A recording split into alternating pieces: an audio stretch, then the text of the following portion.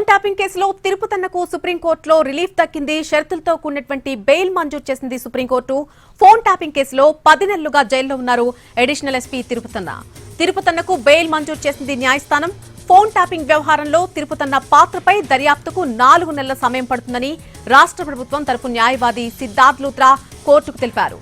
ఆధారాలు, డేటా ధ్వంసం చేశారని గూగుల్ సర్వర్ నుంచి సమాచారం తీసుకుంటున్నామని అన్నారు. కీలక సాక్షులను విచారించాల్సి ఉందని, తిరుపతన్నకి బెయిల్ ఇవ్వొద్దని సుప్రీంకోర్టును కోరారు సిద్ధార్థ్ లూత్రా. అయితే విచారణ జరిపిన justice BV Nagarathna, justice Satish Chandra Sharma ధర్మాసనం తిరుపతన్నకు బెయిల్ మంజూరు చేసింది. కేసు దర్యాప్తు, విచారణకి సహకరించాలని, సాక్షుల్ని ప్రభావితం చేయవద్దని తిరుపతన్నకు షరతులు విధించింది.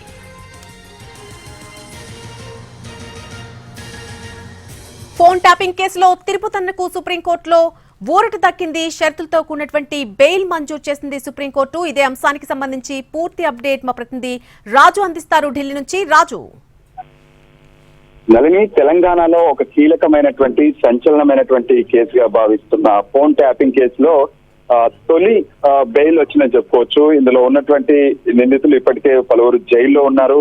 కొంతమంది పైన పెట్టినటువంటి కేసులో ఉన్నటువంటి వాళ్ళు మరికొందరు పారిపోయారని చెప్పి కూడా ఇప్పటికే ప్రభుత్వం తరఫున వాదనలు వినిపించినటువంటి పరిస్థితి కనిపించింది. అయితే ఇందులో అడిషనల్ ఎస్పీగా వ్యవహరించి ఈ స్పెషల్ ఆపరేషన్స్ కి సంబంధించినటువంటి టీంలో కీలకంగా వ్యవహరించినటువంటి తిరుపతన్నకు సుప్రీంకోర్టు ధర్మాసనం జస్టిస్ బివి నాగరత్న ధర్మాసనం బెయిల్ మంజూరు చేసింది. అయితే ఈ సందర్భంగా ప్రభుత్వం తరఫున బెయిల్ ను తిరస్కరించారు. తీవ్రంగా తమ వాదనలు వినిపించే ప్రయత్నం చేశారు. ఎందుకంటే ఈ కేసులో కీలకంగా ఉన్నటువంటి వ్యక్తి, అంతేకాదు గత ప్రభుత్వ పెద్దల ఆదేశాలతో పలువురి ఫోన్లను ట్యాప్ చేయడమే కాకుండా తన యూనిఫామ్ ను దుర్వినియోగం చేశారు, తన అధికారాన్ని దుర్వినియోగం చేశారనే విషయాన్ని కూడా కోర్టు ముందు ప్రభుత్వం తరఫున న్యాయవాది సిద్ధార్థ్ లూత్రా వాదనలు వినిపించే ప్రయత్నం చేశారు. అంతేకాదు ఆయనకు బెయిల్ ఇవ్వడం వల్ల ఈ కేసుకు సంబంధించినటువంటి విచారణ సైతం కొంత ఇబ్బందికరంగా ఉంటుంది. పలువురితో విచారణ కూడా జరపాల్సినటువంటి అవసరం ఉందనే విషయాన్ని కూడా ధర్మాసనం ముందు చెప్పే ప్రయత్నం చేశారు.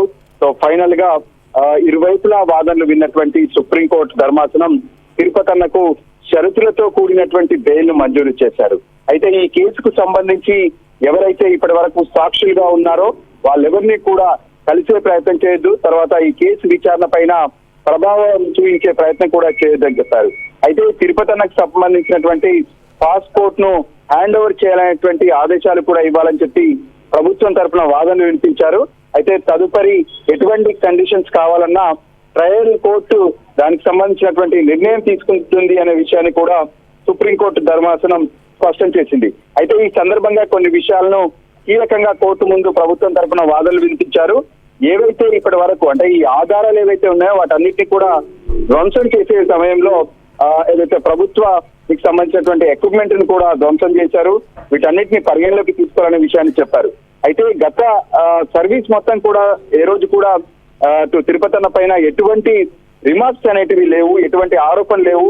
తను చాలా కీలకమైనటువంటి కేసుల్లో ఒక మంచి అధికారిగా పనిచేశారు. అంతేకాదు ఈ నక్సల్స్ కు సంబంధించినటువంటి వ్యవహారంలో కూడా తను గ్రౌండ్స్ లో కీలక పోలీస్ ఆఫీసర్ గా పనిచేశారు అనే విషయాలను కూడా ఈ సందర్భంగా కోర్టు పరిశీలనకు తీసుకుంది. సో ఫైనల్ గా షరతులతో కూడినటువంటి బెయిల్ ను ఫోన్ ట్యాపింగ్ కేసులో తిరుపతన్నకి ఇచ్చారు. అయితే ఈ కేసు వ్యవహారం మొత్తం మీద కూడా మొదట బెయిల్ పొందినటువంటి వ్యక్తిగా ఇప్పుడు తిరుపతన్న ఉన్నారని చెప్పుకోవచ్చు. Nalini. Right Raju, thanks for the update.